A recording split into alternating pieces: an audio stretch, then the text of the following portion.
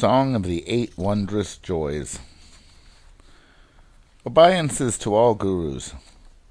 When the Jetson Milarepa was staying at the Red Rock height of Drin, a monk of the Dre tribe, who had never seen the Jetson before, but was greatly impressed by him and by his fame, came in great faith to visit him.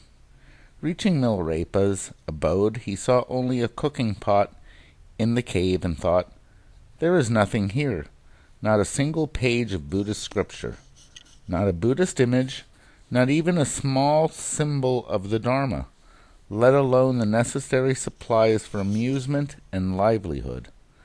Since there is no holy symbol, such as a sutra or an image of the Buddha on which he can put his whole reliance, I wonder what will happen to him when he dies."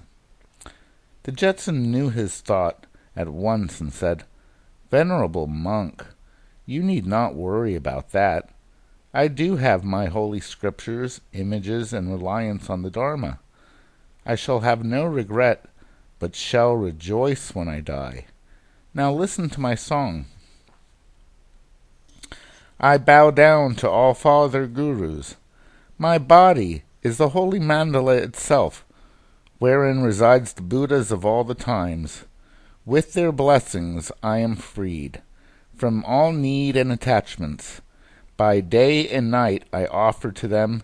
Happy am I to do without material things, knowing that all beings in the 6 realms are latent Buddhas, and all the 3 realms, the self-creating beyond measures palace.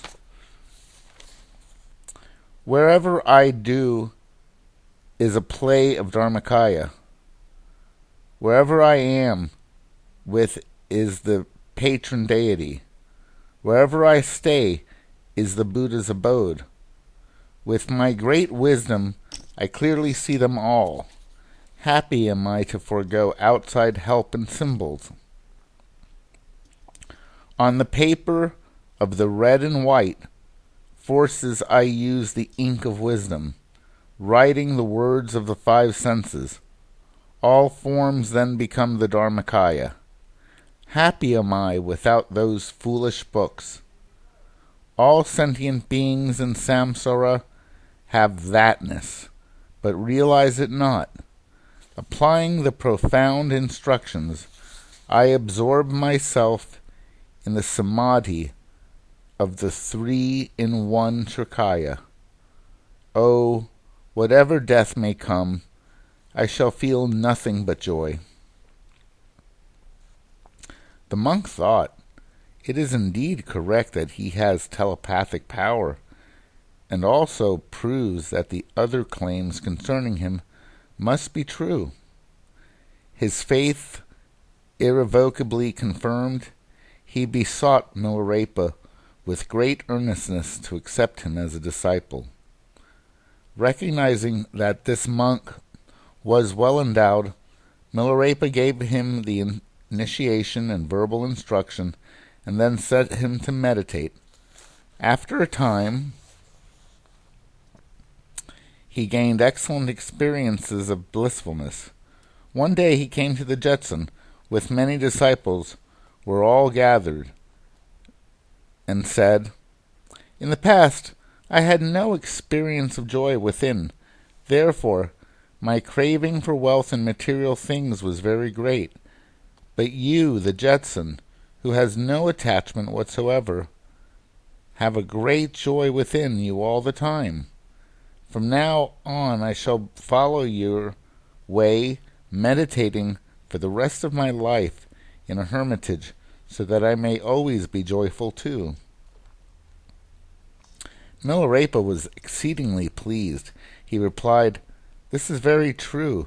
He who keeps to the hermitage will always be happy, and can even eventually become a good guide on the path of the Dharma." Whereupon Milarepa sang the 8 wondrous joys. I bow down to you, the King of Kings, the Buddhas, wish-fulfilling Nirmanakayas. the glowing torch that dispels the darkness of ignorance. To you, translator Marpa, I pay sincerest homage. The sky keep of red rock height is where dakinis meet, a place of delight that brings much inspiration to me. O wise and persevering disciples, pay attention to the song this old man sings in joy. In this quiet hermitage, where no sectaries are found, resides a guide ever in samadhi. He knows the path, a happy man, realizing his own body as the holy temple. Oh, how marvelous is it to know that mind nature, like the sky, is pure.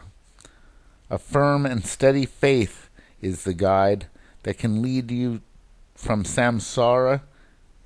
Is there one here who has this guide? Oh, happy it is to see that both samsara and nirvana are self-liberating. Oh, marvelous it is to realize that the four bodies of Buddha ever exist in one's own mind. The non-clinging contact with objects by the six senses is the guide that turns all hindrances into help. Is there one here who has this guide? Happy it is to reach the shore of no desire, and wondrous to be freed from all duality.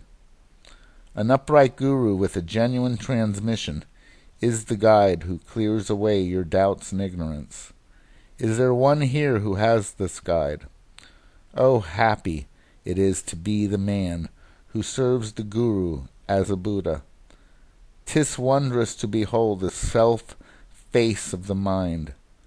This cotton clothing is the guide that protects me in the snow mountains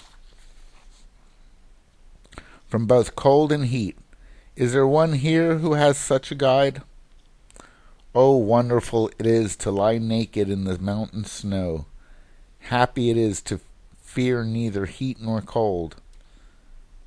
The instructions of identifying, transforming, and uniting is the guide that can crush all fears of bardo.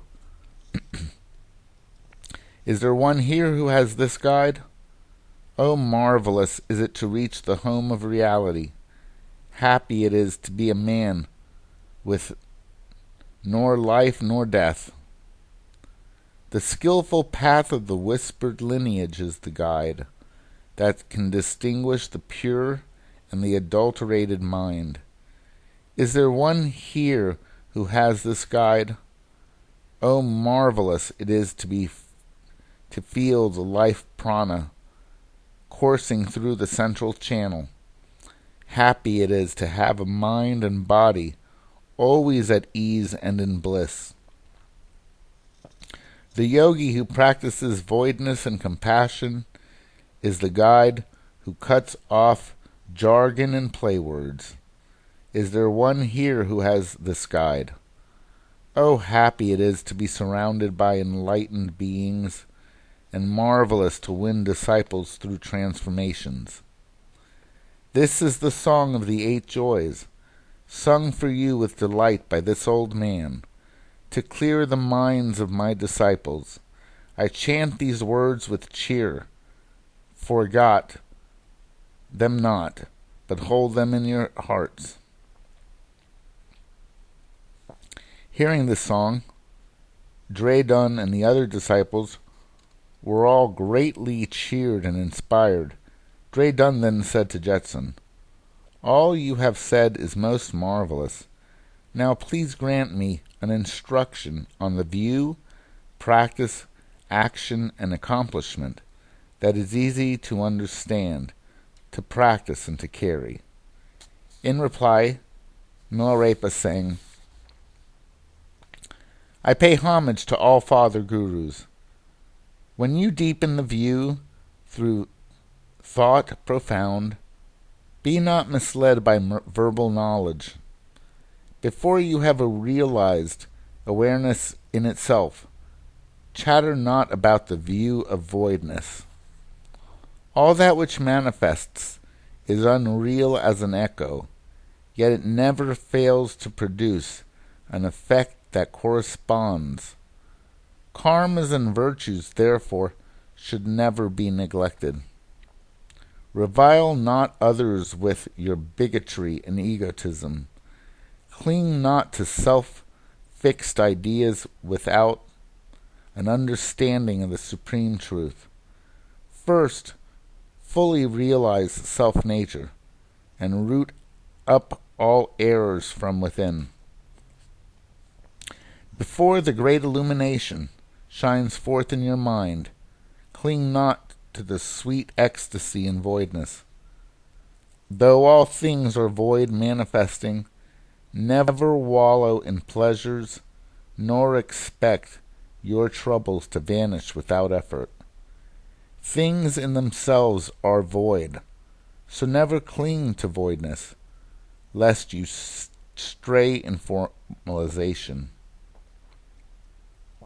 When the tide of the mundane bliss, one's crude wandering thoughts subside, an ecstasy will then arise, but he who is attached to it will go astray.